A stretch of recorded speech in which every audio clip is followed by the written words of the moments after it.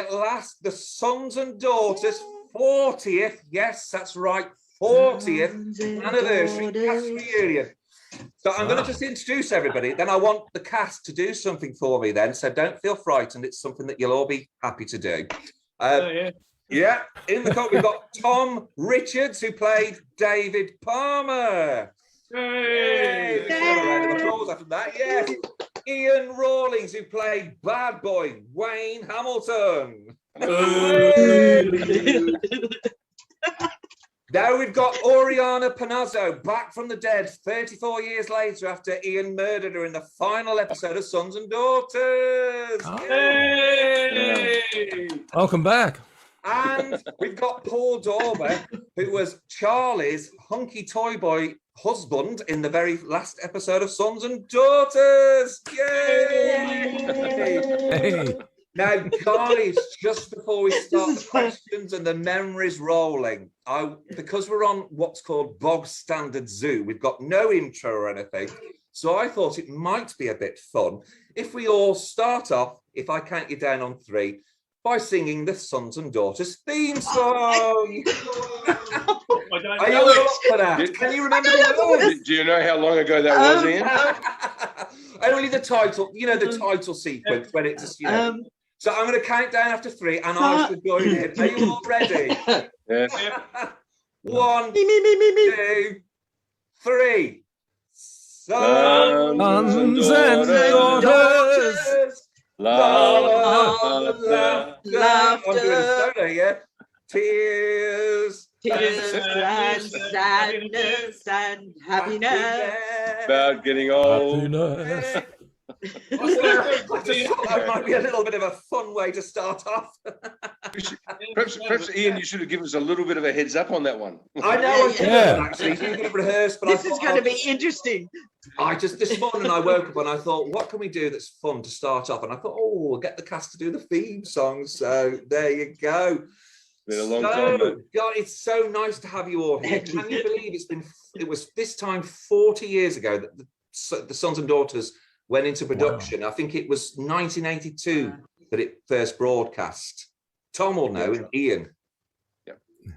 We started production in 1981, so it went into air in 1982. Yeah, so we are talking like 40 years ago now, aren't we? Yeah. God, does that make you feel old? It makes you feel so old. I know it does. Yeah. Luckily, it's not 40 years for me, though. It was like only 15. Yeah. No, it's 35 or something. I don't know, 32. Well, what I thought I'd do to start off with, just to sort of get to know you a bit, what I'm going to do is come round to you individually and ask how you got the part in Sons and Daughters, and what had you done before that? What had led up to that? So I shall start with, I'm going to work my way from the top roundwards. So I shall start off with Tom, because obviously you were an original cast member of Sons and Daughters, David Palmer. How did that role come about? And I know you mentioned Matlock before, Matlock Police. What other things had you been in before? There's quite a few things, actually. I won't go into all that detail, but there's quite a few. But Don Batty was the executive producer of Sons and Daughters. And I'd worked with Don in many productions through Crawford's. And when I did the audition for Sons and Daughters, I was actually working on Chopper Squad. Yeah. And they got me in for Sons and Daughters. Yeah. So, hello, someone just came in. The dog. I want to come and watch. And he, and that's how I got it, actually. Been doing the show with them, and then with Chopper Squad, and knowing Don. I think nearly every show I was in, Don was the executive producer or something of it. So that's how it came about. And also, just to ask as well, do you still get recognised in the street as David? Do you still get people coming up to you and talking to you about Sons and Daughters? Yeah, people do. Yeah, people. They don't, we don't push. They look at you and they stare at you a bit, and then they think, oh yeah. But some people, when they come up and talk about Matlock Police, they say, Christ, you're old. They go back even further. Yeah, thanks. That was 70s, wasn't it, Matlock Police? Sorry? Was it in the 70s, Matlock Police? Yeah, 72 to 75, we're going to 76, I think. Wow. So.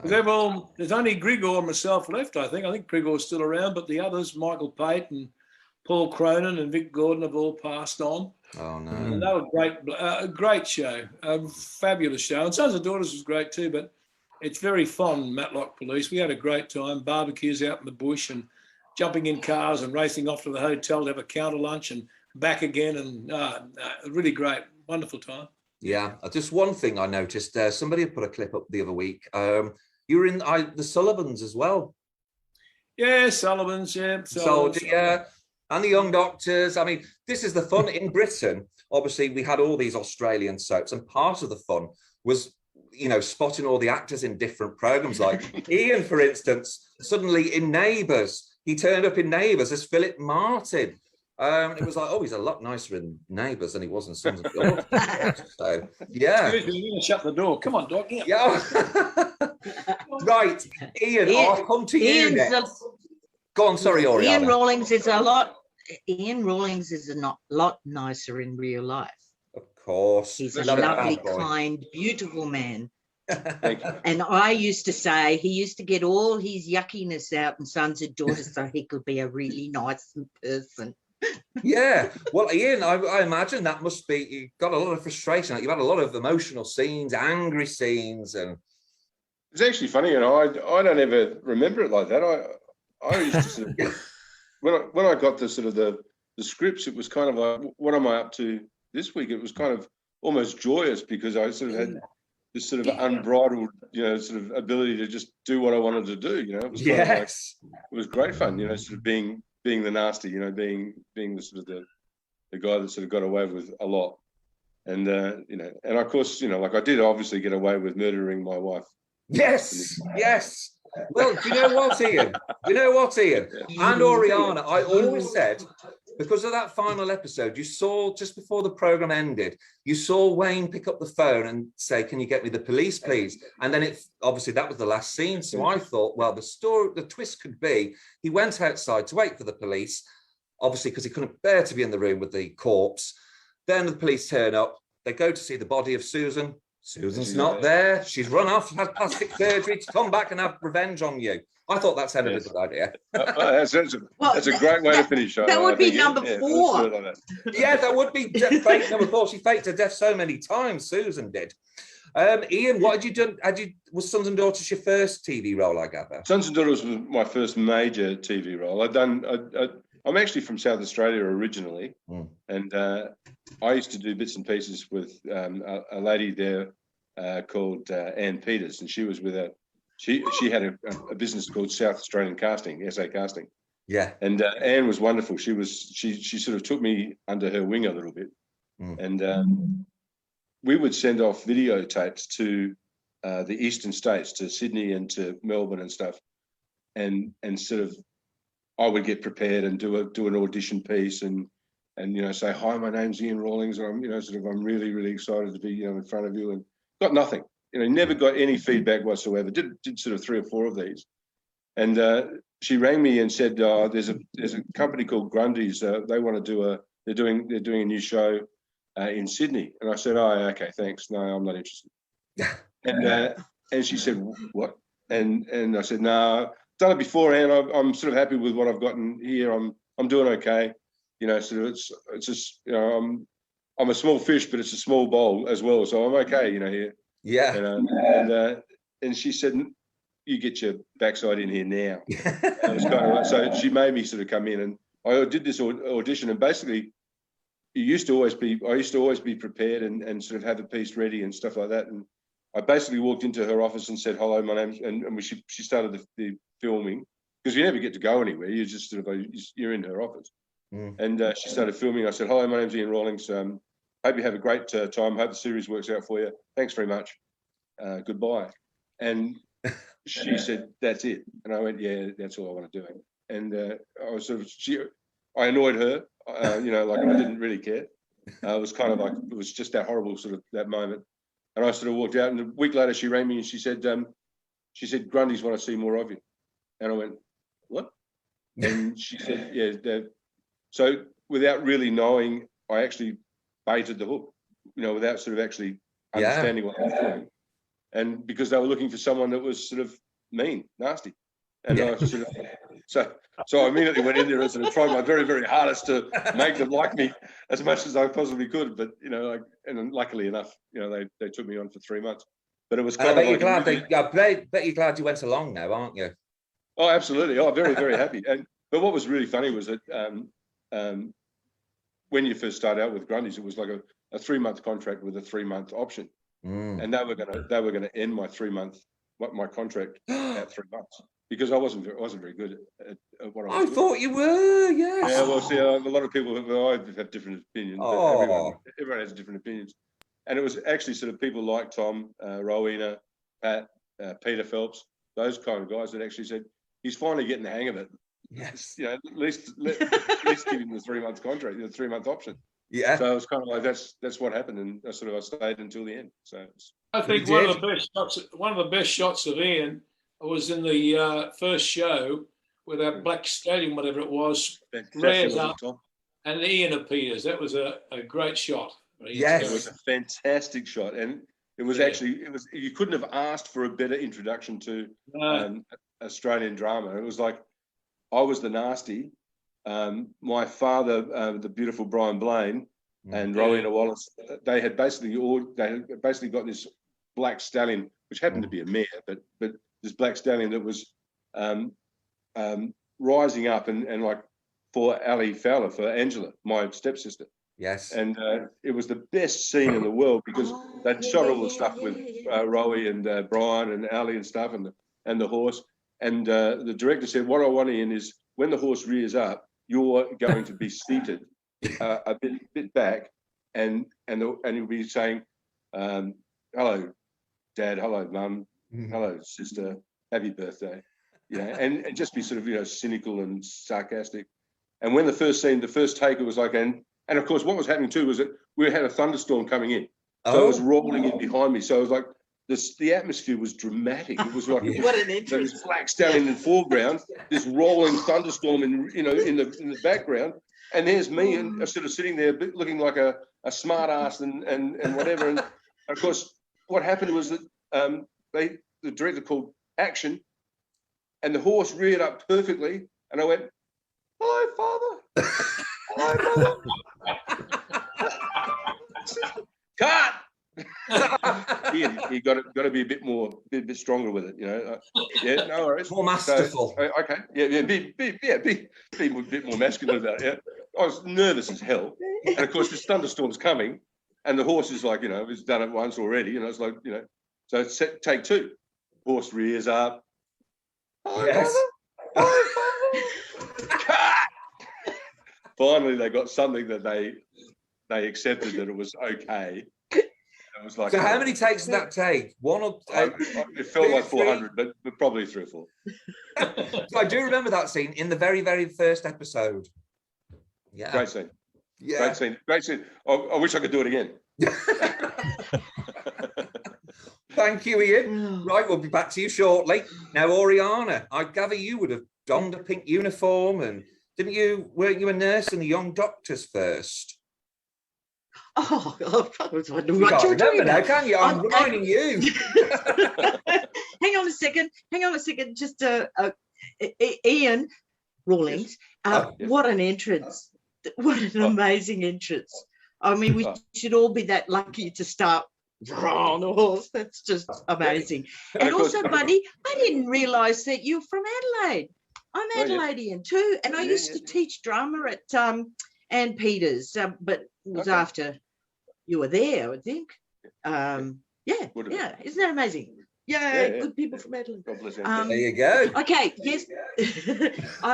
Yes, I did Young Doctors. I don't, but that was way before, wasn't it? 1979, according to your IMDb profile. When was it? 1979. Oh, what would we do without the IMDb? Exactly, honestly, that is my Bible. That's where I find all the clips and stuff. Yeah. Yes. Well, that. Thank you very much. I'm just sorry. I was laughing so hard. I've ruined my makeup, Ian. No, you look fine. Oh, shut up. So do you. So do you all. Can I just say, we have not. Well, Tom, I saw you when lovely Sally, Sal. Oh, yeah. Hi to Sal Lovell. She used to run the fan club. Hi, Sal. I know she's watching now. And she's doing something next year. And remember, Tom, we met up. So I've seen you, and you came to a play and a film and that. But Ian, I've not seen you, my darling, since we finished. And right. You're looking well. Oh, I did see you on the Millionaire Show. What's it called? Oh, yeah. Who Wants to Be a Millionaire? Yeah, Who Wants to Be a Millionaire? And I was just flicking through. I saw you, and you were doing really well. And I was texting everybody on Sons and Daughters, going, Ian, and he's going to give $1,000 to all the daughters. He's such a wonderful guy. Anyway, that was a treat. So, okay, back to me. Yes, Young Doctors was. I'm just so excited. Sorry. All right. Young Doctors was to the have first you. television. It was the first. Thank you for organising this, Ian. It's such a treat. Very welcome. Absolutely. Thank you. Thank you guys for attending. This is fun. Can I just say, with all the... Sorry. Yes, Tom. I've got someone here texting me. They can't find the Facebook. Oh, that's not good. Did you go to Facebook?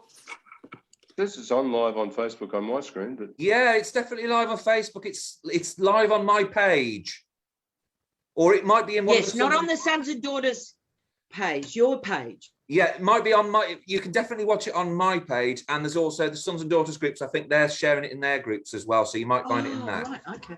Hi guys. Okay. We don't want anybody to miss out, and obviously for those that can't tune in live. Sorry, Oriana, get going. Oh, sorry. No, it's all right, my darling. You can interrupt me anytime, Tom. You know I love you. I love you too, bud. Okay. Father and daughter together again.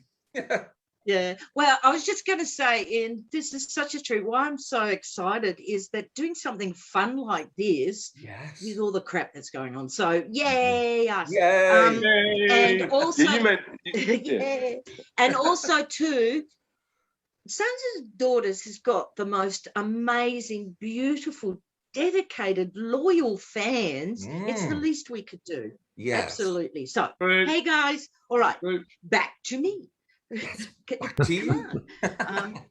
So very quickly, we'll be here for hours. My life story.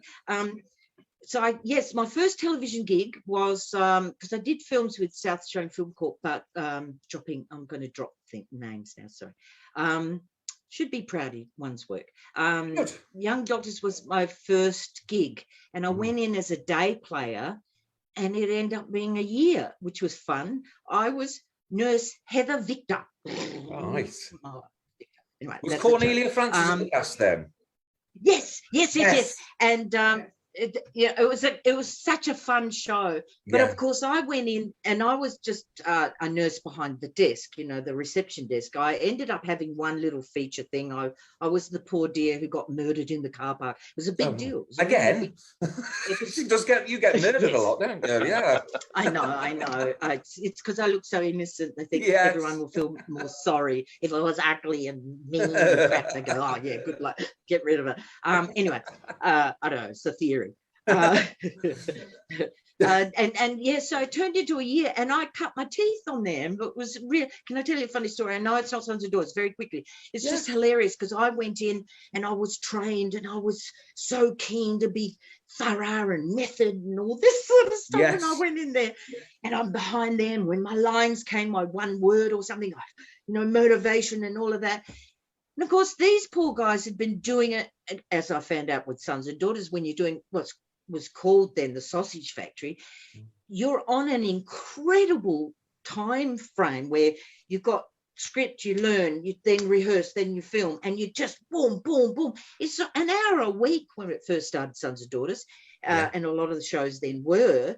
That's like doing a feature film in a week, and then they change lines on you, and you remember the green or blue pages. It was green with Young Doctors, and you get pages, and they've changed the lines on you, and you're suddenly having to learn lines before you actually do it. So whenever someone goes on, oh, you were in a soap, I'm sorry, people who can actually do well in a soap opera or a series, are actually really good because the regime Absolutely. and the work is full on.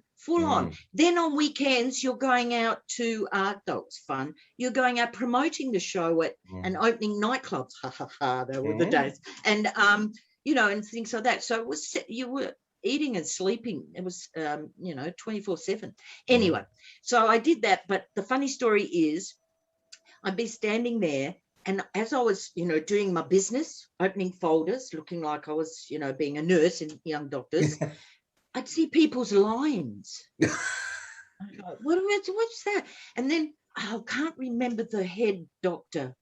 What was his name? Brian Denham? Oh, anyway.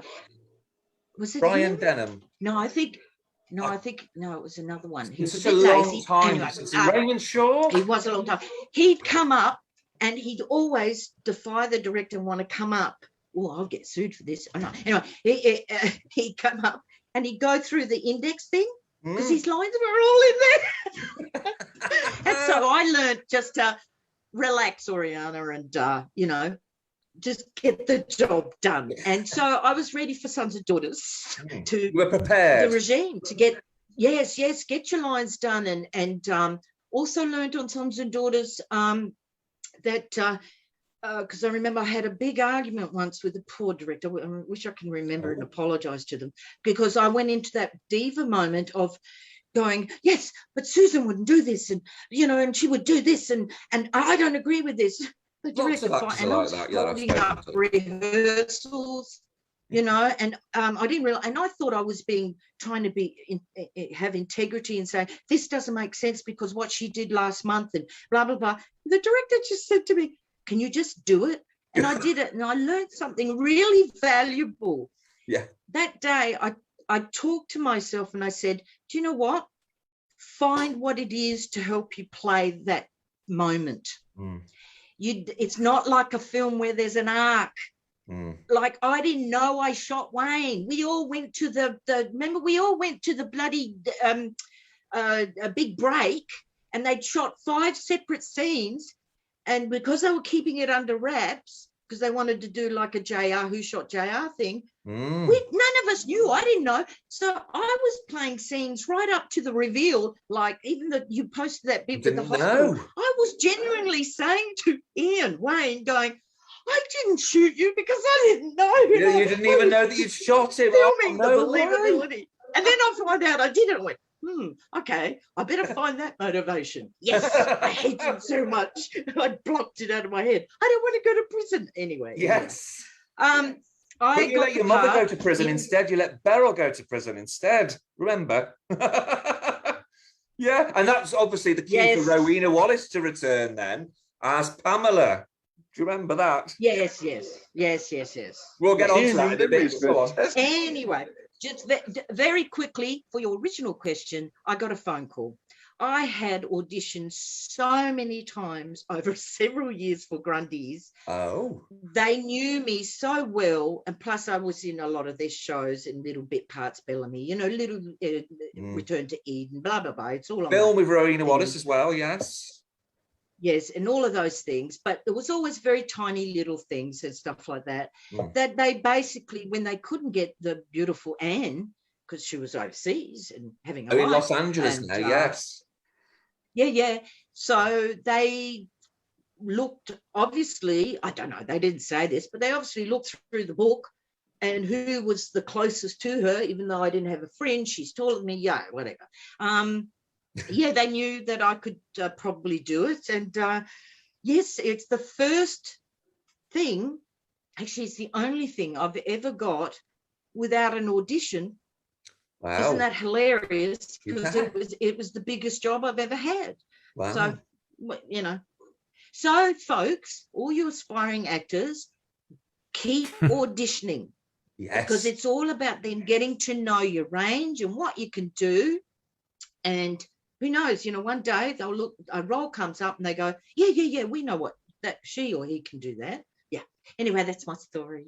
Yeah, and we'll be talking to you again. Thank you very much, Oriana. Blah, blah, blah, blah. Yeah, no, it's fascinating to hear this. So now, Paul, hello, Paul, how are you? Yes, hi, Ian. Hello, everyone. I'm good. I'm doing good. Yeah, here I am. just sitting here listening. I can't top Ian's story, but for an entrance story. I must ask you, because or anyone's come to think of it. I was going to say, Paul, I imagine, because I imagine it's hard for any actor to go into a soap or a series that's in its dying days, because you came into it when the news had broke that Sons and Daughters was being axed.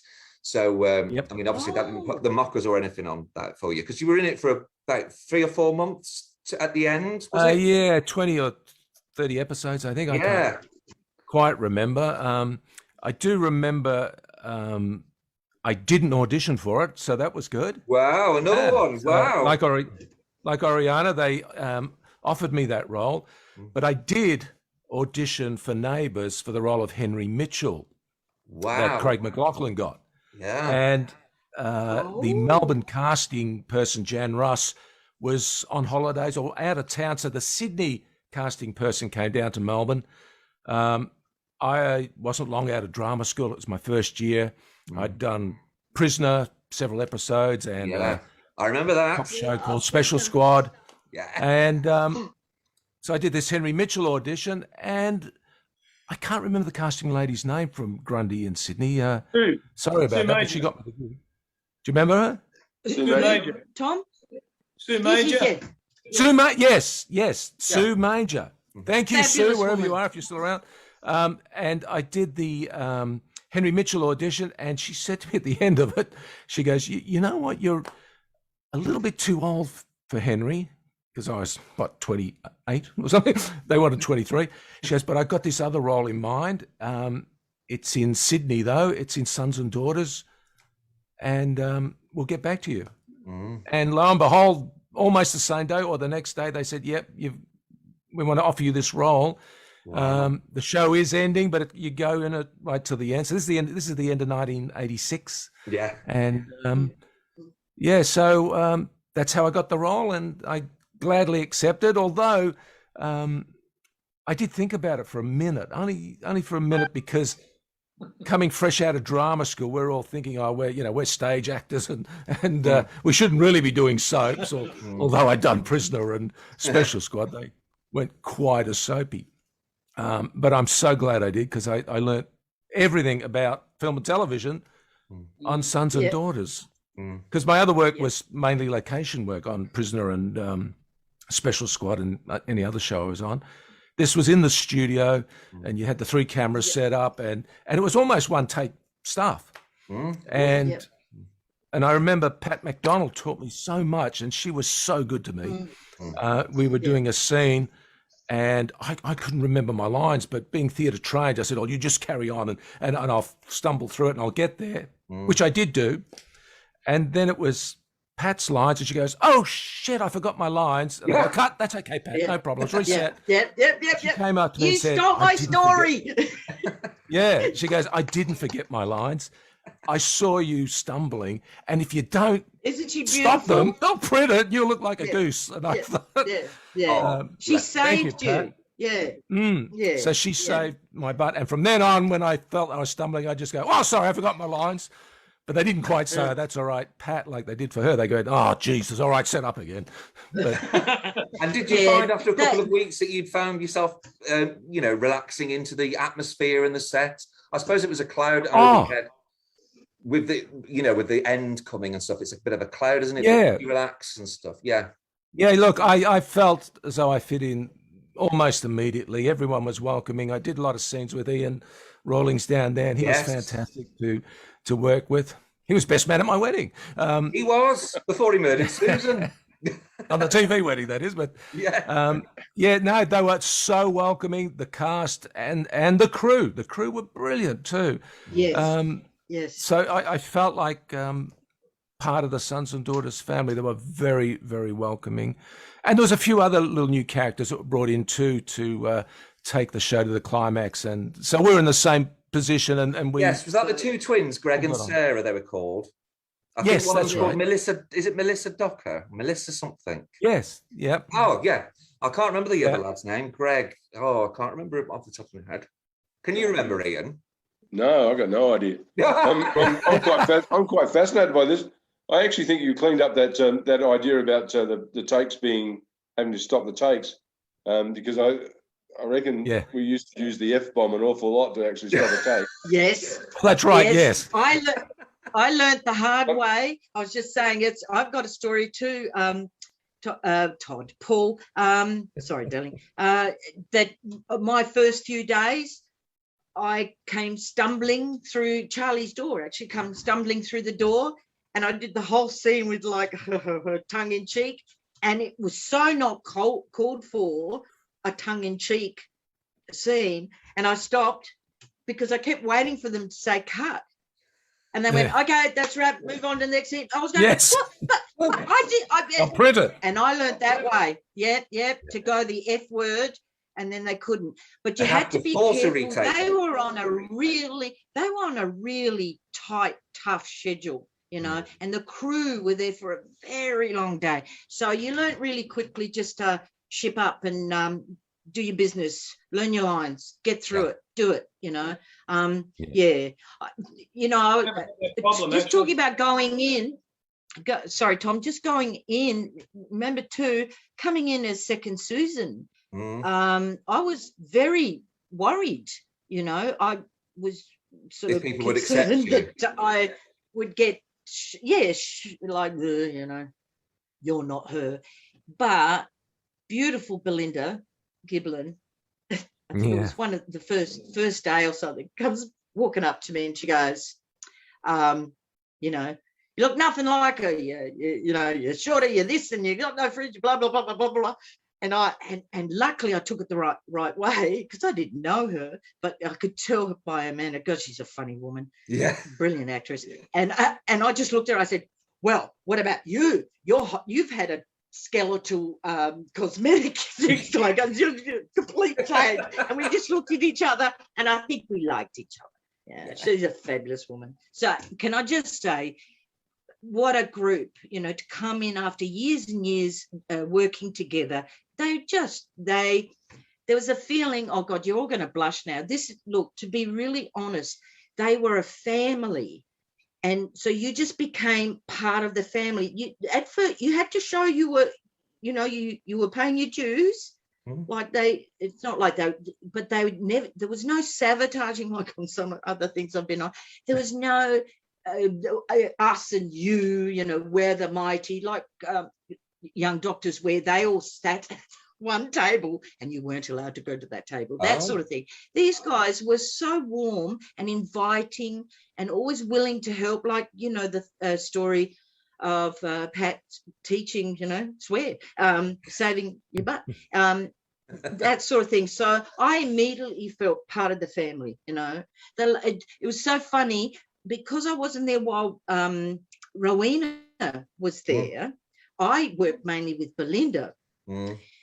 And suddenly we heard, oh, Rowena's coming back. Yes. And I didn't know this woman. I was worried. I thought, oh my God, maybe she is like how stupid of me thinking, you know, because I've met Ian Rawlings, nothing like Wayne. But I'm, you know, you never know. And I go, oh my God, maybe she's this and that. And she's going to be frightening. And when I was leaving, I stuck in invites to a cocktail party. Remember the cocktail party? I stuck little invites into the clock, and I looked at Rowena's and I thought, she won't come. But if I don't put it in, she'll think, oh no, and I put it in. She was the first one who came up to me and said, I would love to come to a cocktail party. Yeah, so they were beautiful people, beautiful. I miss them. I can imagine. Well, what I'm Tom, going to do... your turn. I keep sucking up the air. Sorry. No, I'm fine. Everyone was going on how they fluff their lines. I said, never happened to me. Never. Bullshit. Plus you don't swear. No, you can swear. It's okay. Even though it's morning in the UK, never mind. Well. Oh, yeah, I watch lots of UK shows. So what's that chap, the interview, and they swear all the time on there. Oh, they do? Loose women and stuff. The celebrity guy. Yeah. Not Piers Morgan you're talking about. No. I was going to say him. No. They're not late night guy. He interviews people and they have so much fun and they drink and oh my God, I've forgotten his name. Anyway, the Irish guy. No, not the in America, in England. Anyway, doesn't matter. It'll come to me. It'll come to you. It's going to bug you now, isn't it? Yeah. What's his name, Graham? Well, I'm going to get, because obviously as we go on, I'm Graham Norton. Norton. Yeah, the Irish guy. They swear all the time on his show. They do. But if we were doing America, it'd be very different. Very different. It's funny. We could be violent, but we can't swear. You can all be violent. Oops, sorry, I wasn't going to be political. Sorry. No, you can be political. Don't worry. No, it's not the time. Let's all love each other. Okay. Yes. What we do in this world. What I'm going to do is I'm going to, because we're going to have some members of the cast that are no longer with us as well. But I just want to pick your brains because I know it's a long time for you guys. But I was very interested, because I know a lot of the fans would be interested in this. Some of your favourite scenes in the series, if you can remember them. I'll prompt you by helping mine. David, I'm going to start with Tom Richards first. Tom, because my personal favourite storyline in the first year was you and David and Patricia having that sordid affair twice in the first year. And then he kept going back to Barrow. That was my personal. So I wondered if you had any particular standout scenes that you really remember with fondness. I don't remember that with Rowena. I don't remember that. Must have been memorable. There was one. I just thought of one scene actually. Okay.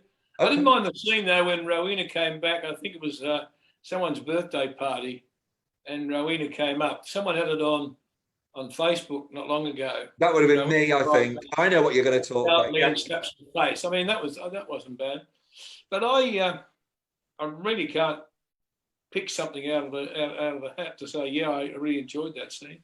Okay, well, one thing I will say, Tom, is you were a bit of a, I don't know if that's the right word, a stud of sons and daughters. I mean, you broke a lot of ladies' hearts.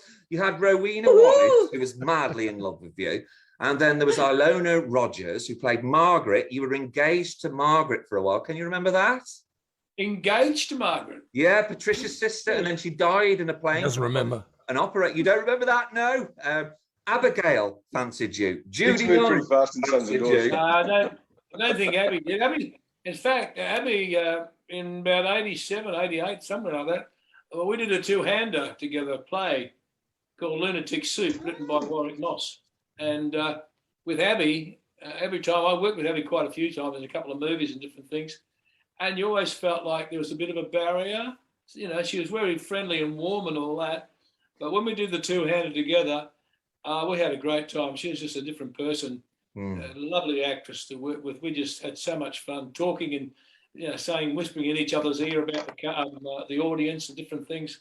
But she was wonderful. Yeah. We were having a good time. But yeah, she was good. But really, I just can't pick one out of the hat and say that. But there was so many. I mean, over those 972 episodes, I mean, you did. I know you left about 6 months before. Was it to do a film? Yeah, I know what happened. I think I went. When was that? 85, 86. 86. Yeah, no, I was promised. What happened was it was about June, July. A guy called Fisher was going to do a movie, and he wanted me to be in it. And I said, all right. He said, well, the money's coming and all that, and that's going to happen around about September. And I said, and my contract was coming up, I think, for Sons and Daughters of Cushel. Anyway, I said, look, I'm going to go and do the movie. And a few weeks later, he said, no, the movie's out.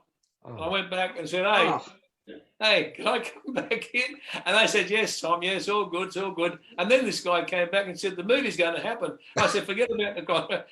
And anyway, the movie never happened. Oh, no. And it went past. And then they got me back for the last episode with Belinda. When you came back for Patricia, despite all the times that you'd split up, David obviously thought he could make a go of it. Yeah. Well, actually, it did actually make sense, because I'll just remind you what Beryl and David had got back together just before you left, if you remember. They'd got engaged, and it was Beryl that broke the engagement off. She decided she didn't want to go back. She felt like you'd both moved on. Can you remember that? Not really. No, that was your final scene. The final scene you did before you came back for the final episode. You were at a party and you sort of, Beryl basically said, no, David, I'm sorry, I can't go through with it. And you sort of I think David had enough of Beryl for years. Yeah. That's enough. Move on. Yeah. Well, I mean, you ping pong between Beryl and Patricia, and yeah. Never She was mind. good to work with, though, Leela. Leela was great to work with. They were all Yes. good. Leela Hayes, sorry. Yeah. Leela Hayes was so good to work with. You can be rehearsing. When you do a take, you might just do something different, and she'd still go with you, or vice versa. Yep. But she had a thing about butter dishes and milk, and God bless her, she said, I would not have a milk carton standing there. I would have it in a jug. So the proper carton, you can get the jug and put the milk in. Things like that. But she has great attention to detail. Yeah. Very detailed. Yeah. But okay. Yeah. Well, don't worry, Tom. I can remember it all very well, so I should just keep prompting the memories for you.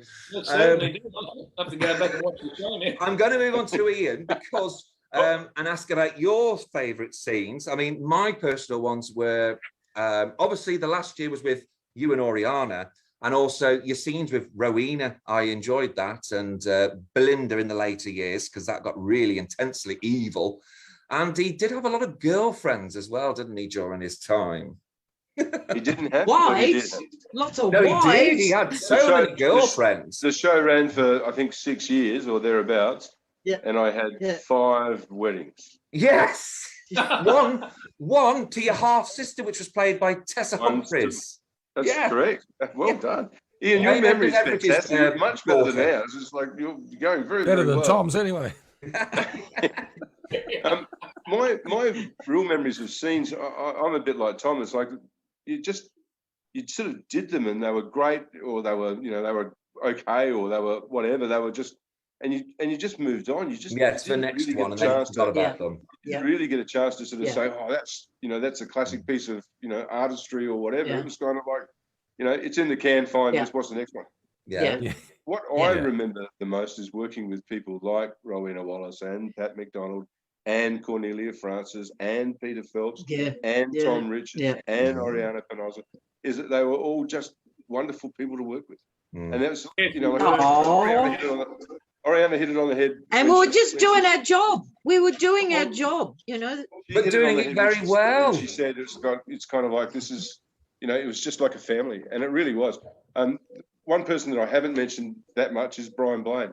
He was fantastic. Brian was a bloody marvellous actor. What a dear and a really man. nice man. A really beautiful human being. I'm so, I would happily have him as my father. Well, there were a lot of there were some very sad scenes that you did. I mean, Ian, I have to say, because of your ability as an actor, even though you did all these wicked things, it was a bit like Rowena and Belinda. They did all these wicked things, and then they get their comeuppance, and then I'd actually feel quite sorry for them because they were quite vulnerable and not that they deserved it. I felt sorry for them. Ian, I never actually did anything that was nasty. I was just misunderstood. Yes, that's what I thought. I thought he was misunderstood. Can I interrupt here? Ian, I've been rewatching it on 7+ here in Australia just so I could have something to talk about. We're not getting paid for that, don't you? I mean, I didn't even I was flicking through to find when I was on, and I didn't even recognise myself. Anyway, but Ian, the stuff I've been watching about you, which I didn't observe at the time, is that you had such a range with your character.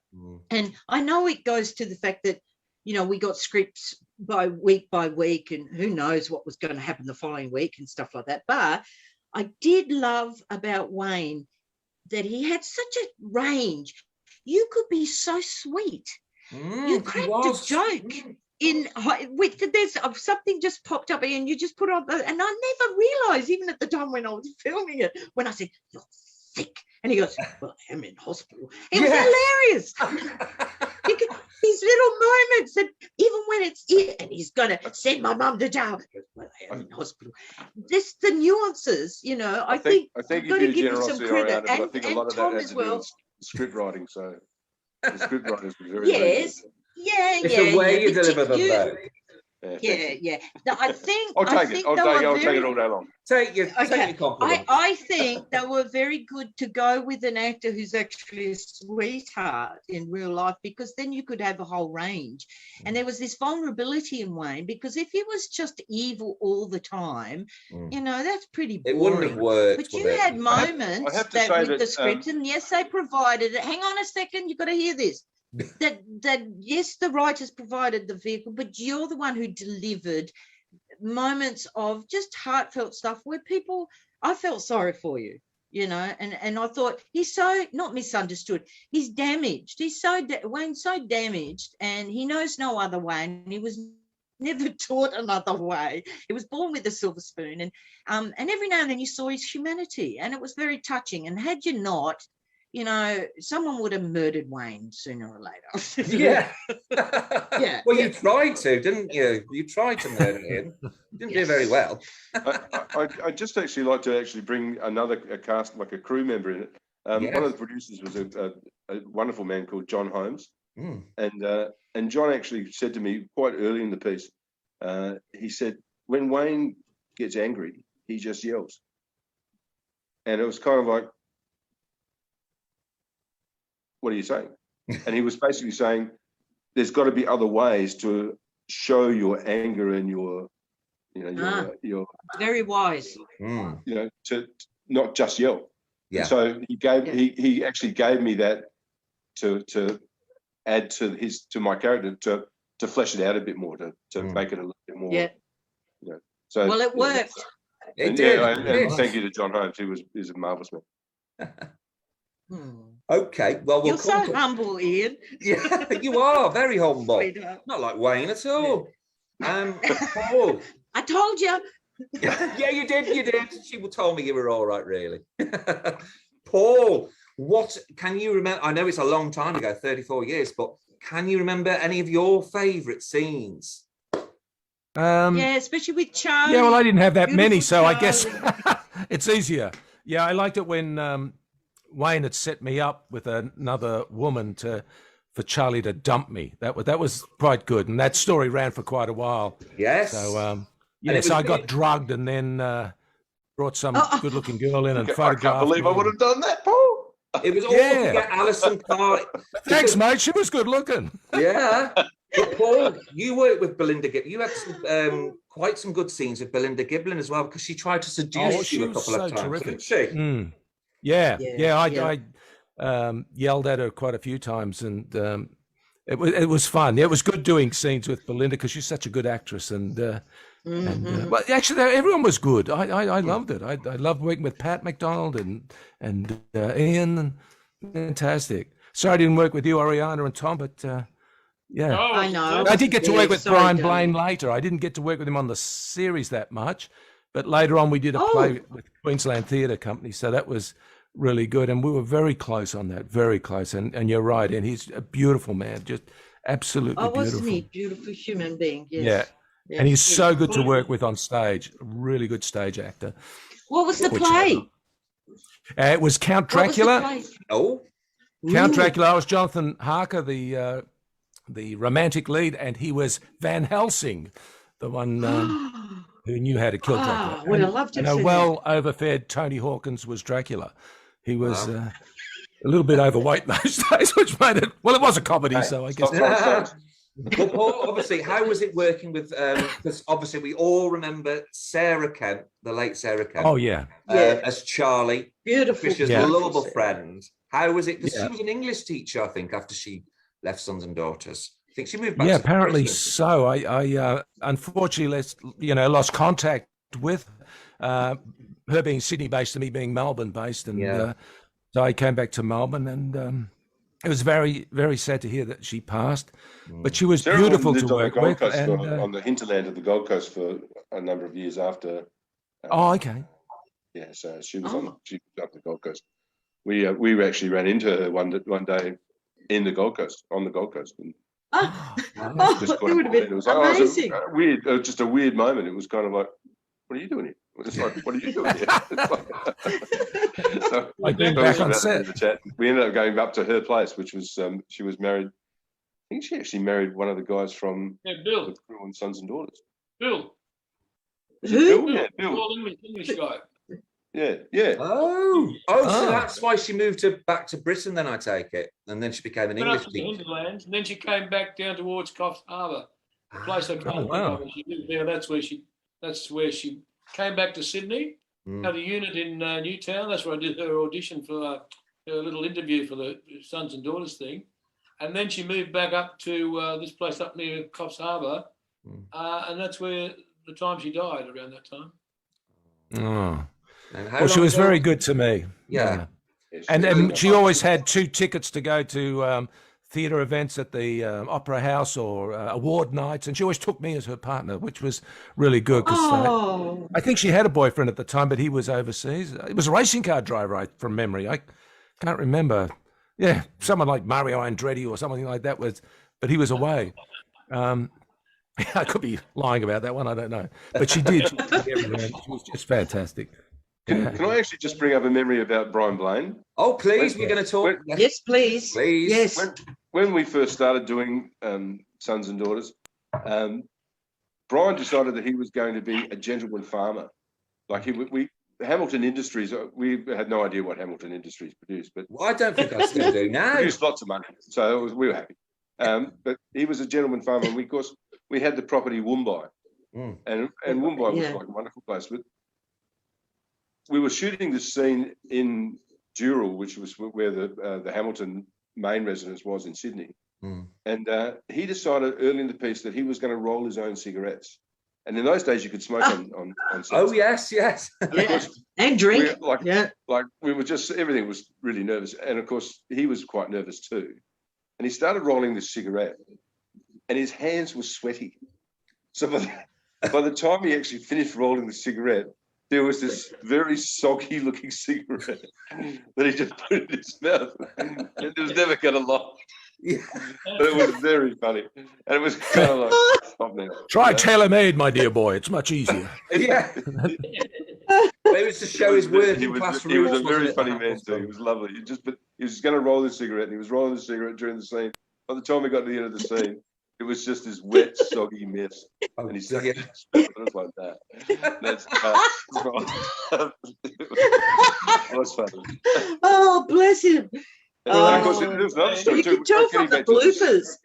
And of course, getting back to the smoking sort of situation, like everybody smokes, and like nobody smokes now in Australia. I don't know whether it's like that in England or whatever, but basically you can't smoke pretty much anywhere except outside. But in the 80s, you could smoke everywhere, and I used to smoke in the 80s, and like most of the crew did, and basically what we used to do was we'd get ice cream tin lids. And we'd put them on top of the camera, and that's where we'd put our cigarette while we were doing the tape. We would rehearse with our cigarettes in our hands. Yeah, it was kind of like that was how weird it was.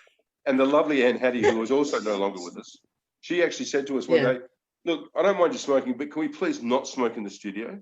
And it was kind of like, "I get stuffed, Anne. We're happy, like and it was kind of like that. It was I mean, now if you sort of suggest very different times. I mean, you'd be killed. You'd be looked upon, frowned upon. So, but it was kind of like extraordinary. So, and then of course at the end of the day, when you finished sort of filming, you'd actually go into the studio when all the lights were down, and you could actually see this haze of smoke. The smoke. Good atmos. Yeah, it was actually, Ian, talking of smoking, that's just reminded me, a little memory's just come back in me, because you had a doppelganger at one point and you were smoking as the doppelganger. Can you remember that? I do remember Gary, yes. Yeah, Gary, that was it, yeah. That was the funniest, bizarre, because they did the same thing with Beryl. She came back and she had a doppelganger. And Ruby. That's it, yeah. And of course, that was and Jared thought that's why Jared thought Craig thought she was his mother. Beryl was his mother, yeah. Because of Ruby. Does anybody hear from Jared Robinson? I had tried to find him. He's lovely. Yeah, we're doing we go surfing and the ski and all that and different things. Talking about Brian Blaine, the difference, unbelievable, the difference between Gordon Hamilton and Brian Blaine. Completely miles apart, weren't they? Brian was so Yeah. relaxed and happy, and our whole thing. And Gordon Hamilton was really strong and there and solid. Uptight. Yeah. Yeah. He was a gentleman. Brian was so funny. Brian was a very funny man. Funny, very soft and bent over the whole thing. But he had so many plays that he was somewhere once, and the teacher said, "This is Brian, whatever." I was at an acting school or something, and he said, "Show us your how many plays you did." And Brian had actually been in about 600 and something odd plays, stage plays. And I met him back in the 60s when he was doing Charlie's Aunt at a theatre restaurant. Wow. It was funny, way back then in the 60s when I was working for Paramount Pictures, and he was in Charlie's Aunt, and then we met up again on Sons and Daughters. We both remembered. Yeah, he's a lovely fella. Great guy. Well, now you're talking of Brian Blaine. Nice opportunity to remember Cornelia Francis as well. There's another iconic actress, and I thought she was brilliant. I mean, Tom and Ian, I know you were in the cast when Cornelia, because in sometime in 1985 or early 1986, they kind of changed the direction of the show. And by the way, not to change the subject, but Judy Nunn says sends her love to all of you.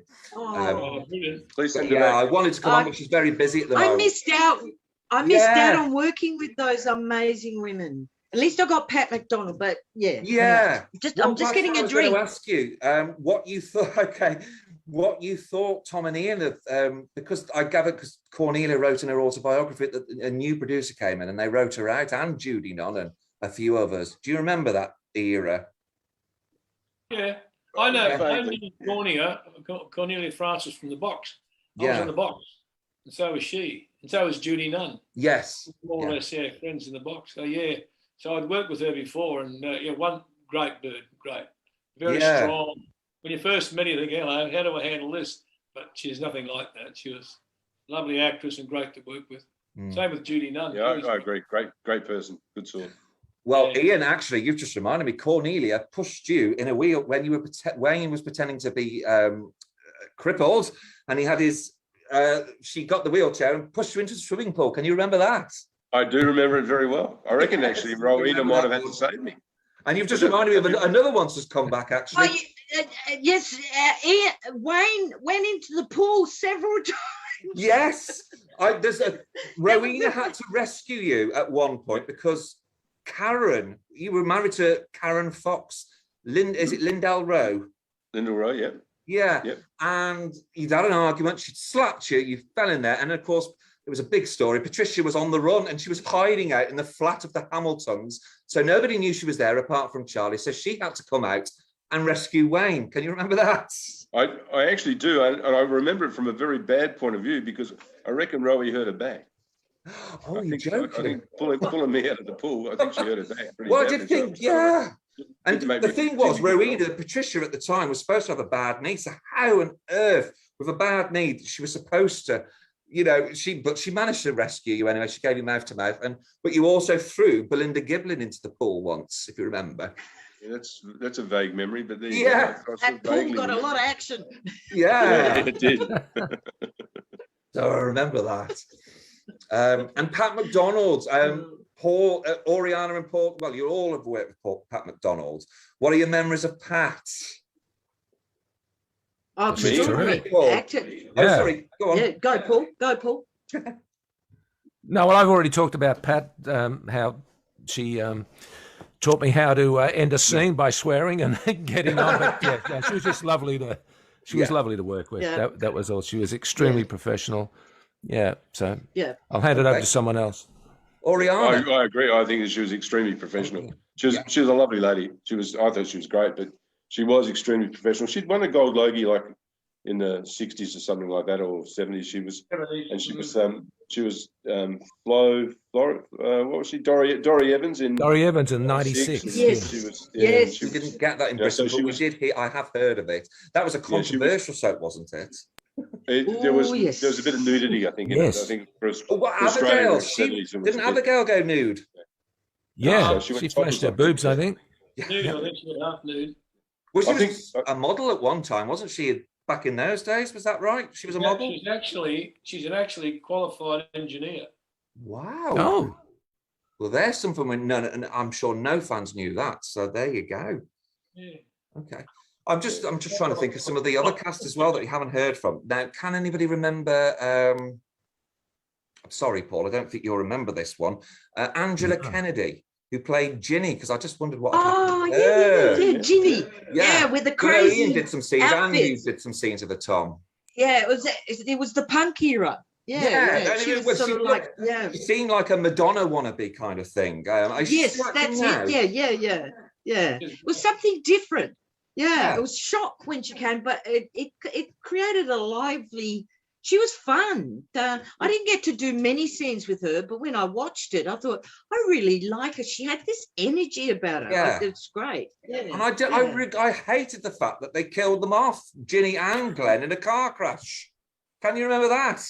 Yes, it's it's sort of one of those things that happens in Australia. I don't know. I assume it happens in other dramas as well, but in Australian dramas, it's kind of like the core cast members tend to get given guest artists to kill them or sort of solve the problems and stuff like that. Like I've seen it from both sides. I worked on Blue Healers, and I was a pedophile, and I was a publican, a corrupt publican in two different events, and it's kind of like one of the reasons why I was sort of kind of a bit bailed out of acting. To be honest with you, it was kind of like, I just don't need this. Yeah, I know it's acting, and I get it, but it's kind of like, yeah. So was that after Sons and Daughters? Were you always cast as a meanie? Is that what you mean? No, not really. He was Blue Healers before or after?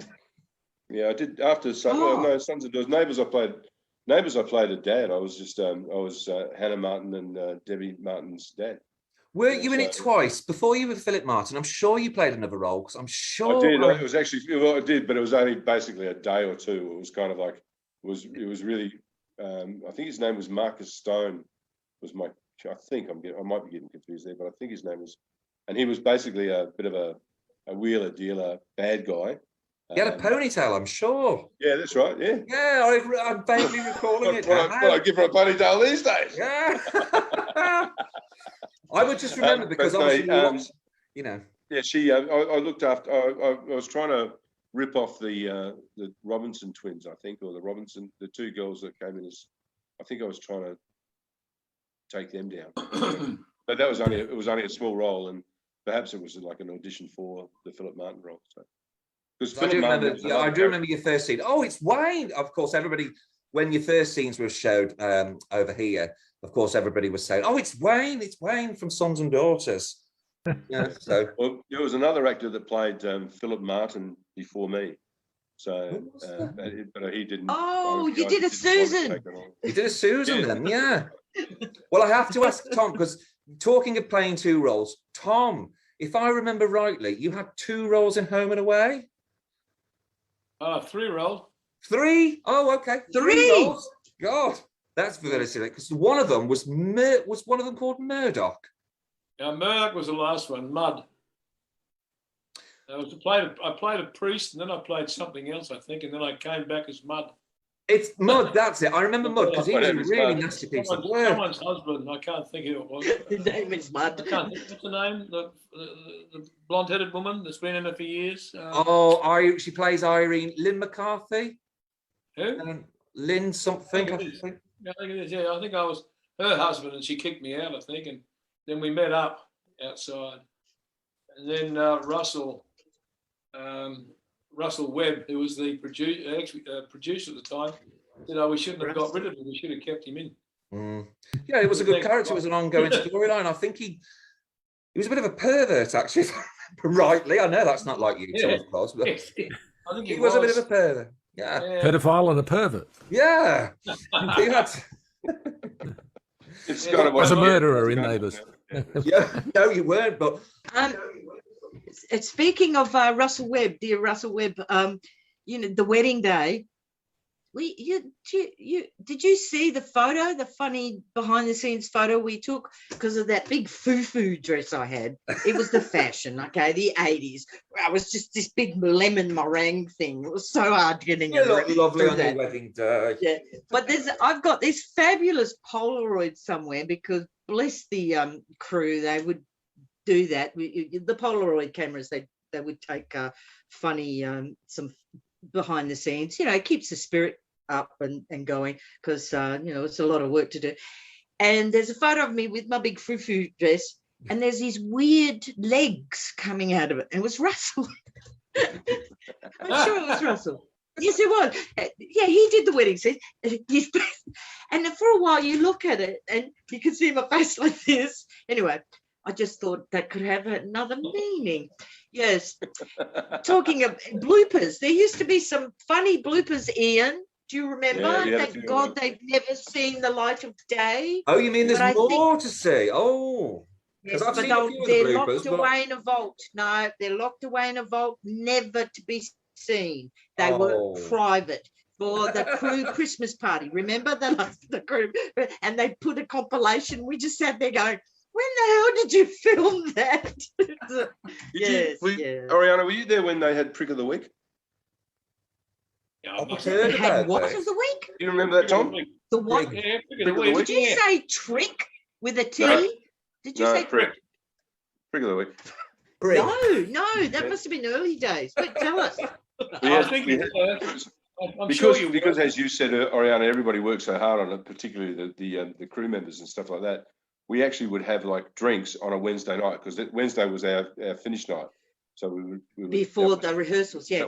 That would be when it sort of the week came to an end on a Wednesday of all things. Yeah. So we'd always have a slab or a couple of slabs or whatever in the green room, and someone came up with an idea to actually celebrate the biggest problem of the week, and it became known as Prick of the Week. So it would be like, it could be the lighting guys, or it could be the audio guys, or it could be the actors, or a particular actor, or so it was like it's what you get. To let off steam. Yeah. It was just a bit of fun, and it was kind of like a couple of beers, and then we'd have this sort of presentation, and a couple more beers, and everyone would go home. So it'd be like, it's just a way to finish the roast. Like a roast. Sort of. Yeah. I know. Everyone wanted to win it. Everyone wanted to win it. They did. They were all disappointed. So you'd actually be a prick on set just so you could win it. Oh no. You would. It would just be like, if things went wrong, you would just. Wasn't Peter? Because I know you're talking about that. That's just reminded me of something. Because during this Prick of the Week or something, didn't Peter Phelps decide to dub Rowena Wallace-Patricia as Pat the Rat? It was him that came up with Pat the Rat. Was it? Is that right? I thought that was an urban myth. Oh, is it an urban myth? Wow. What was that? Can you remember that, Todd? Was it Peter Phelps that basically came up with the phrase? He named her. Oh, he did name her? Yeah, he did. The Rat. Wow. Awesome. Mm. Named her. That's Even awesome. Rowena I thought it was said an urban myth. Rowena said to me when we were doing an interview with her, she said, no, Peter named me Pat the Rat. Yeah, he did. Phelps is called Pat. Wow. Well, I can imagine with all of you guys, I can imagine another thing is you must have always wanted to have that, of course, because it's very iconic now, the sepia freeze frame at the end of the credits. Everybody gets that dramatic, so I imagine that was always a buzz when you knew you were going to get the freeze frame. Is that, what would you say to that, Tom? Because I know you had loads of freeze frames. No. Everyone wanted one. Yeah. You got it, you think, yes. Yeah. I don't think I had too many. But, no, you did. You did. Yeah. I've been going through the show. I just think that you just need to come to me and I'll give you, tell you a reminder of your times on Sons and Daughters. Can I say, I was concerned that maybe I wasn't doing enough job and Susan was going to go away to England or something when I kept seeing my name in the credits as a guest artist, and it went on for ages. I know. And then I knew, and then I thought, cool, now I've made it into the first bracket, so I must be doing all right. And then I started getting worried, not because I wanted to be, but I thought, hang on a second, the iconic sepia frame thing, ooh, because I saw Craig, I saw other characters who came on after me. They were popping up. Yeah. And of course, I didn't realise at the time that that very attractive people, and they got a lot of fan mail, and that's how you got on there. I didn't realise that. I was thinking contract. I was thinking, oh my God, maybe they're going to sack me if I don't get on there. And then lo and behold, the one time I go and get a stupid semi-perm and have this corrugated iron effect, they said, come on, we're going to take photos. And I went, oh, all right. And of course, my hair, it just went out. So there's this one moment in the sepia where I've got this amazing corrugated iron hair and hardly ever as Susan. Oh, just really? a funny thing. It was mainly straight most of the time. Yeah. Well, another thing is, you know what? Go on. Sons and Daughters is brilliant how they did that, though. Yeah, you just think how clever they were to capture an audience. They would, they were iconic for that. They'd stop at the most. Oh my God, what's going to happen? It was like that, yeah. You had to watch the next day. And then you'd freeze. And they go, God, I just got to find out what's happening, tomorrow. Oh my God, is he going to die? Will she get bitten by a snake? Will the shark get in? Will the bull get in? How many animals came after you, Ian? Yes, I've just remembered the shark. Sharks, bulls. The shark was about 40 foot long. Yeah. It was judging by the size of the fin that came out of the water, it must have been like a very big shark. I can't remember. And I outswam it. I'm here to tell you, I outswam it.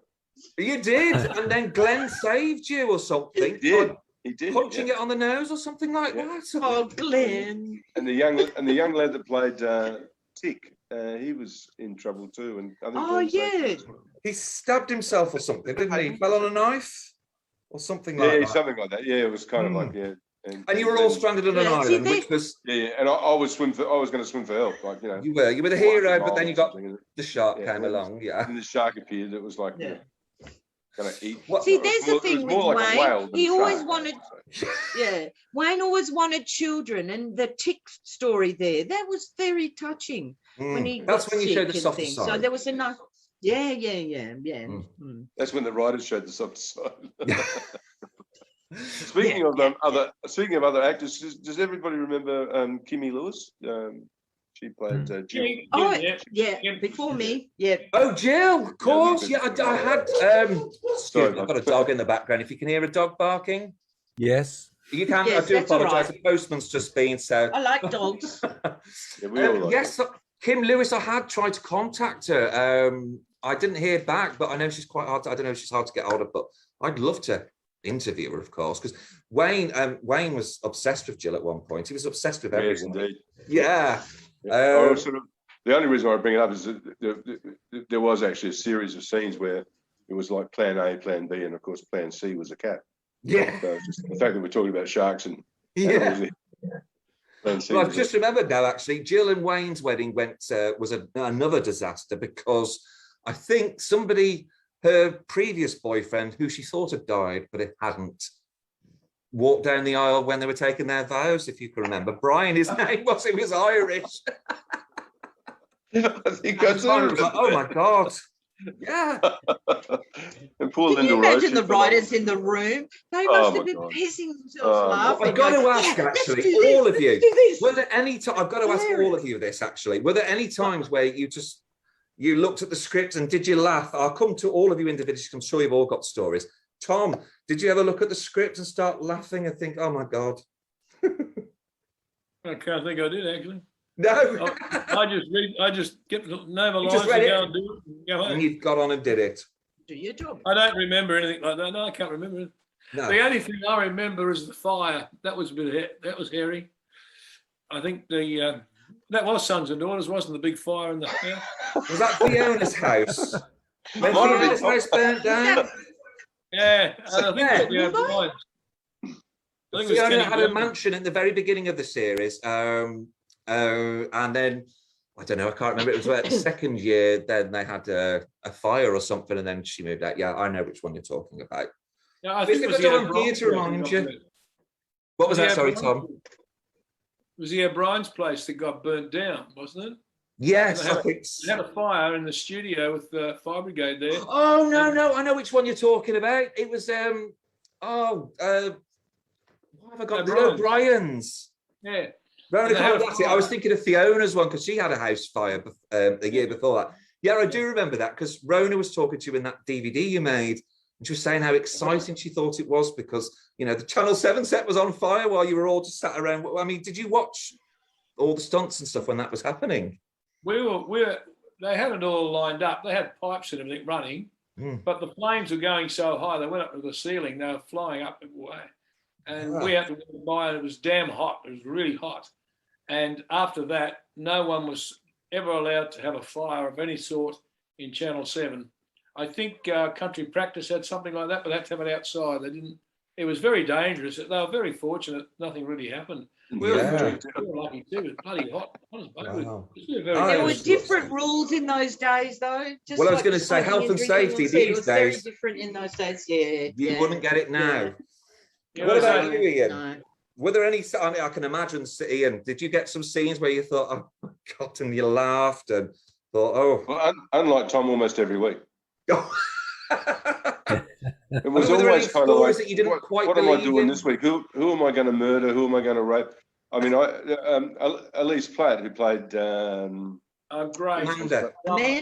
No. Amanda Morell. Amanda. Elise Platt. Yeah, you married her. I actually raped her within a commercial break. Oh, wow. In those days, it was like I started to rape her, and I went to the commercial break, and when they came back from the commercial break, it was all over. Yeah, that was when he was took me all of 3 minutes, so I was fairly unimpressive. Yeah. Very different standards in those days. Yeah. No, with the intruder. Yeah. Always doing amazing things, like terrible things, and you know, as Oriana sort of pointed out, I'm sure the scriptwriters just thought it was so funny. And it was good fun to watch. The baddies are always fun to watch. And you just look at, oh my God, you know, am I really going to do that? You know, and it's like, yeah. But the baddies have the best lines. Just do it. Yeah, but the baddies have the best line, the most fun, and also to the thing with Sons and Daughters, bless them. I mean, they had to keep upping the ante. You know, they'd have one end, especially the end of year one. That was a big deal. Yeah. Because audiences had to wait for like a couple of months. So you had to retain them. So that was always a big one, you know. And so, you know, they do a big one. So can you imagine in the writer's room going, oh my God, we've done that. We have to do this. We have to go, you know, let's destroy the planet, you know. It was Sons and Daughters. When they made a show here in Sydney, it wouldn't rate in Melbourne. When they did a show in Melbourne, wouldn't rate in Sydney. So they split up Sons and Daughters in Sydney and Melbourne. Sydney and Melbourne. Got both audiences. Brilliant.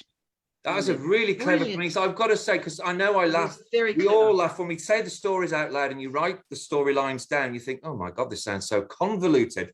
But really, it was actually, I think it was, you know, very clever the way all the characters had all these backstories. And how they all intertwined with each other, you know, the Palmers and the Hamiltons. It made it addictive. That was what made it addictive. If it was just, if they had just sort of gone, you know, and not pushed the envelope. Okay, sometimes, but seriously, that's why we've got such loyal fans. The characters, it was bigger than life, and two, they had the two socio-economic things. It was very clever premise, really clever. And I think that's why we're all talking about it. Cliffhangers absolutely, yeah. Because I'm a fan as well. I got hooked, you know, watching it. Not just for me. I was watching it, oh my God, these people, what they do to each other. Yeah. You know, it's brilliant. I mean, I know some people think, you know, when I say the title Sons and Daughters, they think I'm talking about some sweet family drama, and I'm like, no. Yeah, it's really not. It's depressing. Actually, there was a guy called Damien Tipper that wrote a really great article about Sons and Daughters last year, I think it was, and I think he summed it up perfectly. It was a wholesome drama, yet depraved. I think it was would you agree with that? Yes. Ian's laughing, Tom's laughing. Do you think, Tom? Yeah.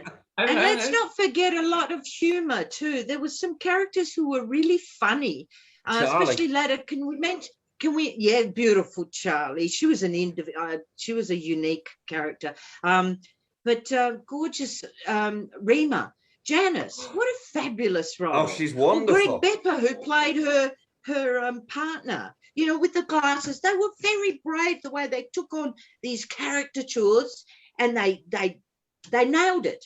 Yeah. You know, with the really upstart and stuff like that. And yeah, and Rima and Pat, they were such a good double act. They just I thought they had off something each really other. special in the last year or so. Janice and Wayne. Yes. Oh, Ian, you had quite a lot to do with Rima as well, didn't you? I love Rima. Rima was fabulous. Because when she took... Wasn't she brilliant? Yeah. There was a real wow moment. There was about a few months into her run, and she basically, she went to a ball, and we'd only seen her with glasses on and cardigans and looking really drab and Sunday school teacher-ish. And then she had her hair down and makeup on. But I was like, wow, she's lovely, really. Yeah. Not plain Jane at all. So, yeah.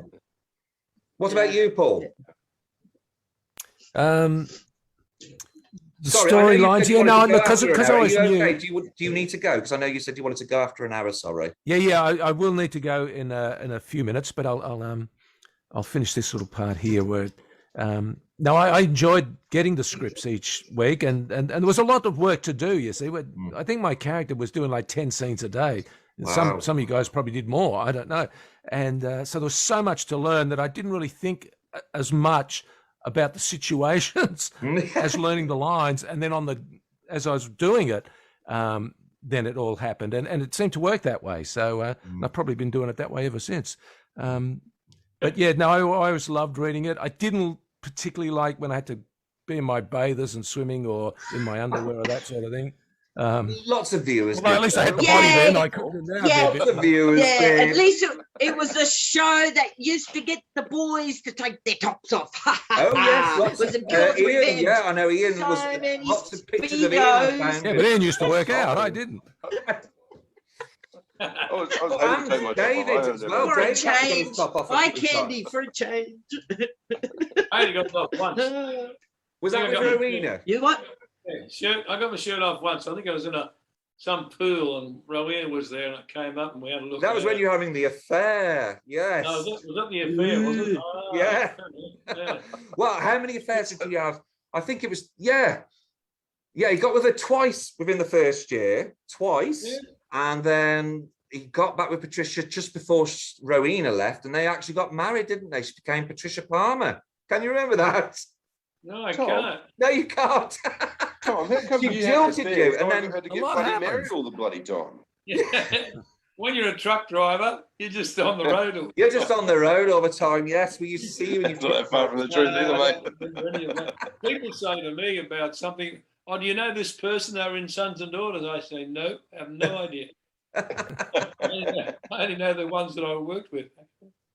Well, are you guys? I don't know Oriana. I don't know who she was. Say again? What did you say? Well, I missed that. Sorry, something came up on my screen. What is Tom talking about? Daughter. I said Oriana. I said I don't know who she was. But she was my lovely daughter. No, you didn't. I didn't know who you are, but I got on with you like a house on fire. Love you. Well, there was one thing I've got to say for Tom, actually. When Belinda Giblin came in as Patricia, David immediately recognised her and was like, oh, I know she's Patricia, really. But then Susan came along, different actress, different face, different body. Never recognised her. She changed, but, you know, very clever. I just saw that scene the other night, Tom. I just saw that scene the other night. It's so beautiful. I'd never realised it before. You just see the bottom half, and I'm behind that. I was getting something in the kitchen, and you think it's a burglar, and you've got something in your hand. You're going to whack the burglar, and I suddenly pop down. And I go, "Hi, Dad." Of course, I'm completely different. That's the first time you see Susan reappear. Yeah. And you have this beautiful look. You looked at me and you went, Susan. Yes. I was half expecting you to go, you look very different. Yeah. Did you go to South America too? Oh, well, yes, I forgot. Yeah, Patricia went off to South America for her plastic surgery and came back with different eye colour, different heights. But you know what? I've just got to say about Belinda Giblin, I can really understand, because didn't producers wanted Belinda Giblin and her only for the role of Patricia, because I can't imagine it working with anybody else. I mean, she played it in her own style, but I could kind of imagine her being a reconstructed Patricia. Similar look. Does that make sense? Similar look. Yeah. Look. Yeah. But then when they were together, you know, when Rowena came back and they were side by side, I thought, no, they don't look anything. Twin sisters. Yep. Like, they don't look like twin sisters now. So that's strange. But there you go. And Paul, sorry, I think we're going to have to. Do you need to go now, or? I do. So I'll say goodbye to Paul. Thank you. Yeah, nice so to meet much. you, It's been lovely Ian. Good to see you again, Ian. And Oriana, Tom. Take care now. Thank you, All right, Paul. bye, guys. Thank you. Bye. See you soon. Take care. Bye-bye. Bye. Bye-bye. I might have to go too, Ian, in a minute. I know. I didn't realise we were being so long. Can I ask one last question? Yeah. Yeah, it's just all right, okay, because I know we have been on for an hour and a half. Do you know, it feels like 20 minutes to me. I do apologise. It's the excitement of it all. Imagine how much time you're going to spend in the editing room. Yeah. No, I'm going to let it. The only thing I normally just let it just, you know, show it warts and all normally. There's nothing that I'm going to edit out, I don't think. I just wanted to see what you thought of. Did you think the show was right to finish when it did? Because obviously all three of you were there. Tom, I'll ask you first. Oh, no, I don't. I think it could have kept going. Well, it Yeah. could have. Yeah. It's just that I think Channel 7 wanted to make their own thing. Home and Away, wasn't it? For Neighbours. Yeah. To compete with No, Neighbours. Home and Away was Home and Away. We got replaced by Home and Away. Yeah. What did you think about that, Ian? Because obviously you've been there from the beginning. I was devastated. I loved Sons and Daughters. I think it was great fun, and you know, it was just a wonderful job, wonderful, you know, opportunity, and kept presenting with opportunities. You know, sort of like as Oriana said, like I saw all of Australia basically because of Sons and Daughters. You know, it's like it was great fun. Yeah. I felt like it could have So gone. I clearly thought it could have run for longer. Definitely. But, you know, Sure. but you know, like, I mean, whether I'd still be there or not would be another question. But Well, he'd be out of prison by now, wouldn't he? the number of times I've actually thought about, I should pitch an idea to have Sons and Daughters, and I could play the role of Brian Blaine now. Yeah, if it came back, and of course, the two twins that were born in the final episode of Sons and Daughters, the final scene was with Pat McDonald, with these two twins being born to basically bring the show full circle. And I always thought, well, they're grown up now. They could have been split apart and fell in love, and as they do. Can I clear something up? Go on. I ask something? Because we've got two legends here, of course, because I was only in it for, you know, last few years, but we've got Still two people who are legends. in It was it a all great the way story. through, right? They're the stalwarts there, the ones who all the way through. So I keep getting asked, Tom and Ian, I keep getting asked if the last episode, because I heard a rumor, unless I've made it up, we actually filmed 2 episodes to do all the bookends, to tie up all the stories. But because they lost the time slot, because you know how quick it is to get out of there, they edited and squished it all together into 1 episode. Did you hear that? Is that true? Or have I been spreading a conspiracy theory? No, I've never No? heard it. Never heard I that. heard. There you go. No. What I heard was because in England we had half an hour episodes, so it's classed as 972 episodes. What I read was there's a great book called Super Aussie Soaps by Andrew Mercado, I think it is. I love the Andrew. Yeah, and it was from his book that I read all of this. I forgot what I was Well, gonna maybe say. that's where I got it from. Oh yeah. Because Was in the it last year they said they started doing, because it was 2 episodes and they just did it as like 1 hour bulk episodes. Yes. Yeah. Oh, So- okay. I thought I'd heard it somewhere. Yeah. Oriana, It did you feel left. really rushed. Yeah. Yeah, it did. a bit. Well, I came back for the death scene. It was. But in saying that, as a lover of TV, there are so many shows that I've fallen in love with, and suddenly they disappear, and you never get the satisfaction of going, "Oh my God, what happened to whatever?" Or they end on a cliffhanger. At least Sons and Daughters did do it proud to their dedicated fans. You know, there were fans who went all the way through. My God, they're still with it. Like me. And at least there were bookends. At least there were wrap-ups. At least you could go and go, oh, David and Patricia got back together, and they sort of all the time. And, you know, and yes, it was sad about Susan dying, but I played a really important part. That the villain of the whole show, I know Pat the Rat was, but Wayne was the mastermind. He goes to prison finally. Yes. For all the evil machinations. You know, so the just desserts it finally, and that sort of thing. So I'm very proud that Sons and Daughters had an ending. Yes, because there's nice so ending. many shows that don't get an ending, and you just really feel cheated. Yeah, so brilliant. Frustrating when I watch some shows on television. You got a mini series, and it goes and goes and just stops. You think, what's that? It stops. Oh no! They don't make another one. They don't do anything. They just cut it. Very I'd hated if Sons and Daughters had ended that way. I really would have done. No. Well, no, you know, what probably an insult to the fans, you know? Yes, yeah, absolute insult. I mean, it was hard that it ended anyway. It crushed a lot of people, you know.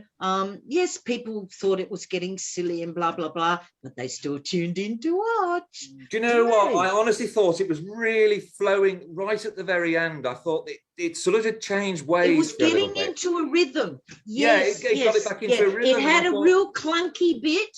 Yes. And then you're right, Ian, absolutely. And it was just starting to find with some new blood and stuff, and was just starting to kick in, and boom. Yeah.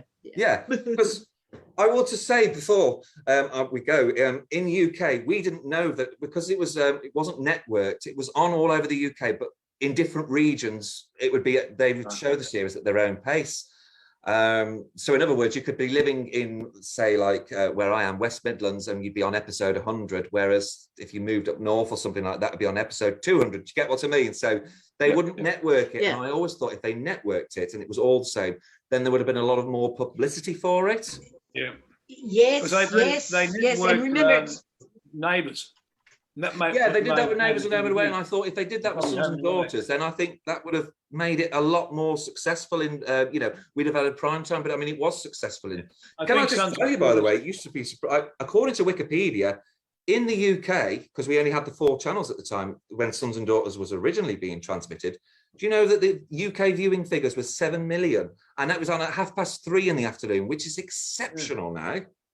Well, 7 million in the UK. On the Thames, isn't it? Yeah. Thames, it's like that was a region of ITV. So all of the ITV region. Yeah. 7 there was no million. internet and Facebook. Can you imagine if there was internet and Facebook? We'd have saved it by now. And also, there's no way they would have been able to end it. They would have had to just put it to another time slot. Yeah. We were big in Belgium, Tom. Yeah, big in Belgium. Yes. Oh, I know. What we were just talking about that before, just very briefly, because obviously I know you want to go, but the tour, because you were treated like Beatles, weren't you, Ian and Tom? Yes. But like the Beatles in the Belgium Steve, tour. Yep. The Belgian people were just absolutely fantastic. Yep. They were brilliant. Vic and every one we met were just absolutely wonderful people. Yeah, and they still rerun that over in Belgium, I think, all the time, don't they? It's so successful over there and popular still. Well, Ian knows too that it was the fans then are now friends on Facebook. Wow. And they came over here, 60 of them. When we went over there first off, the chap that organised it, who was passed away not long ago, he organised a tour to Australia, and about 6 Belgian people, all Belgian fans, all booked. And when they went to get their visa, at the ambassador or at whatever it was, he couldn't believe that people wanted to go. So many people wanted to come to Australia. But they all came to Australia, and Ian met them down in Melbourne, didn't you, Ian? Yes, sir, I did. He took them around there. And then I met them up here, and I took them around there. Then a few of them went to Queensland. I was in a play, and they came to see me in the play. And wow. Yeah, that was great. They had a good time. Good fun days. Well, there's people like Sal who still come. There's people who still come to Australia who go to the locations, who contact us, don't they, Tom, and meet up. And I went and had lunch with beautiful. So, you know, there's still people who spend all that. I'm amazed who come all the way out here. You know, What's his name? and His name that had the website. He came out and had a friend, yes, and I took him around everywhere. Graham I met him Holland, at I an think it interview. is. And he had an audition with an interview with him, and also Ian. I think it was Ian. He allowed us to stay in his unit down in Notting Hill somewhere. When we were over there, we stayed there for about 3 or 4 nights, and he moved out and went up home somewhere. So they're just so we're going to come and stay with you, Ian, when we come. You're going to come to my house. You're very welcome to come to my house, or I shall come to Australia. In fact, now I'm friendly. I'm very friendly with Sal now, you see. So perhaps Sal, if she's brave enough, perhaps I need to come with you to Australia to meet these guys finally. Well, Sal's coming next year, she tells us, so better get saving. Yeah. better get saving. You got to be careful with Sal. She's got John. They'll probably take you out in the van. Oh, great. Oh, well, I've got to say, it's 11:40 over here AM. It's been an hour. It's been an hour and 40 minutes. It felt like 20 minutes to me. Yeah. All right, and there I was texting you going, have you got enough questions to prompt our memory? Really? You think we've got an hour's worth? Yeah. Been good fun. Yes. Great. Yes. I'm glad you've had fun. Nice fun, Ian. Thank you very much. Thank you. No, thank you, guys. And obviously, we're hoping to get Steve on, Peter and Anne and some of us later in the year. Love you, Steve. If any fans watching out there, God bless you, and thank you very much for your continuous support. Yes. And, if you want to get in touch. We'll talk. I'll talk. Yeah. Can I add you on Facebook? Ian Rawlings. Beautiful. Love you, mate. See you later. Gorgeous. Yes. Right back at you, Tommy. Oriana, Bye, all the gorgeous best. Tom. I Thank miss you, you Ian. guys. Thank you, Oriana. Yeah. Thank you, Todd. so And much. I'll send you the link to the Ian video Phillips. later on today. Thanks, All good, mate. mate. Okay. Okay. Okay, and thank Bless you, you. everybody, for watching. And thank you, guys. Yes, It's been an absolute bye. applause. We might have to do this again next year. Sons and daughters. When you're in the Love and Love and laughter, laughter, fears and sadness. Come on, Ian. happiness. Thank you, Ian Phillips, for all the work to Oh, organise this. thank you. All the best, Ian Phillips. Well done. God bless you all. See you later, guys. Right, I shall See you, say Tommy. good night to you all then. Goodbye, all. I shall speak to you all later. I'll send you the link later. Bye-bye, all. Bye. Goodbye. Ciao. Bye-bye. Bye, darlings.